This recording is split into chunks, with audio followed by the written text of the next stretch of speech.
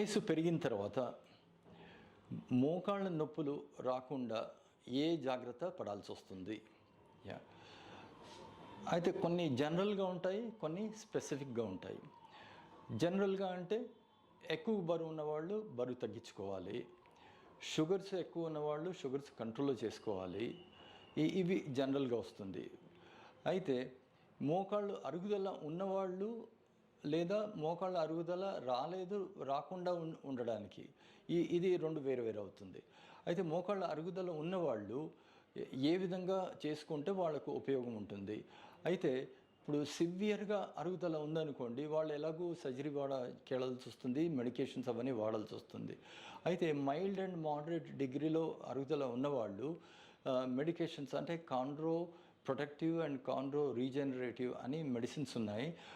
అవి వాడితే చాలా వరకు ఉపయోగం ఉంటుంది. దాంతో పెయిన్ తగ్గుతుంది, ఫ్లెక్సిబిలిటీ పెరుగుతుంది, అయిన తర్వాత మోకాళ్ళు అరుగుదల అనేది కూడా కొంతవరకు నయం అవుతుంది అన్నమాట. ఇది అన్నమాట.